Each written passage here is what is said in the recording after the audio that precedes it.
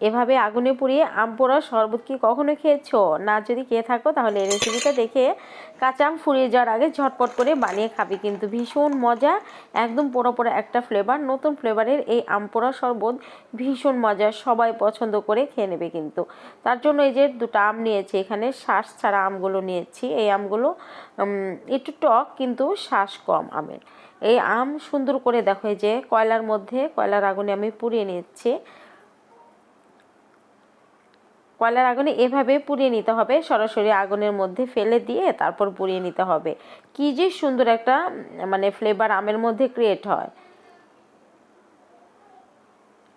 আম কিন্তু দেওয়ার সাথে সাথে সিদ্ধ হয়ে যাবে। এই যে সিদ্ধ হয়ে গেছে দেখো, আম ফেটে অলরেডি বেরিয়ে যাচ্ছে আমের শ্বাসগুলো। এখন উঠিয়ে নেব। আমগুলো উঠিয়ে নিয়ে এই আগুনের মধ্যে কিন্তু আমি শুকনো মরিচ পুড়িয়ে নেব, যেহেতু শুকনো মরিচ ডলা দিয়েই এই আমগুলো আমি শরবত বানাবো। আর এখানে দেখো একটা মিষ্টি আলু কিন্তু এই যে পুড়িয়ে নিচ্ছি এই আগুনের মধ্যে। এবার এই পোড়া আম দিয়ে কীভাবে শরবত বানাই চলো। আমগুলো প্রথমেই আমি এই যে দেখো এই যে পুড়িয়ে নিয়েছি, এবার ধুয়ে নেব। পানি দিয়ে সুন্দর করে ধুয়ে ছাইগুলো একটু ধুয়ে নেব, আমের মধ্যে যেন আবার কোনো ছাই প্রবেশ করতে না পারে। আম ধুয়ে খোসা ছাড়াতে হবে। পুরো আমের খোসা যখন ছাড়াবে, কালারটা দেখে একদম পাগল হয়ে যাবে, এত সুন্দর লাগে দেখতে। দেখো না কালারটা কত সুন্দর হয়েছে। দুটো আমেরই খোসা ছাড়িয়ে নেব।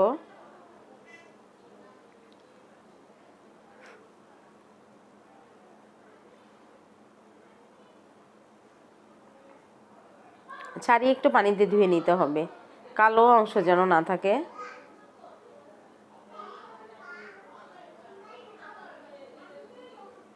এবার দেখো এই যে হাত দিয়ে চটকে পাল্পগুলো বের করে নেব।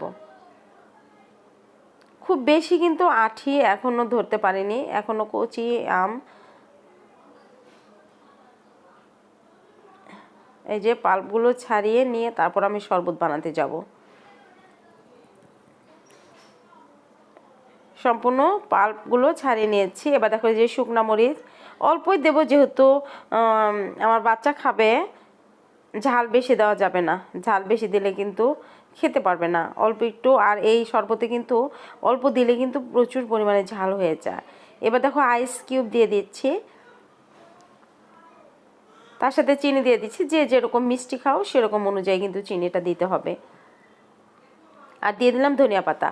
এবার ব্লেন্ড করে নিব সবগুলো সামান্য ঠান্ডা পানি দিয়ে, খুব ঠান্ডা পানি, যে গরম পড়েছে। এরকম পোড়া আমের শরবত যদি একবার খাও, বারবার শুধু খেতে ইচ্ছা করবে সারাদিন, মনে হবে সারাদিন ধরেই খাই, এতটাই ফ্লেভারফুল, এতটাই মজা। আর এভাবে আম পুড়িয়ে কিন্তু পাল্পগুলো কিন্তু বক্সে ভরে ডিপ ফ্রিজে সংরক্ষণ করতে পারো। মানে আম যখন ফুরিয়ে যাবে তখন কিন্তু এই কাঁচা আমের পাল্প দিয়ে পোড়া আমের শরবতটা কিন্তু বানিয়ে খেতে পারো। আমার এই সহজ রেসিপিগুলো যদি তোমাদের ভালো লাগে তাহলে লাইক দিতে ভুলো না। আর তোমাদের একটা লাইক আমাকে অনেক অনেক বেশি উৎসাহিত করে নতুন নতুন রেসিপি বানাতে। তাহলে সবাই ভালো থেকো, আল্লাহ হাফেজ।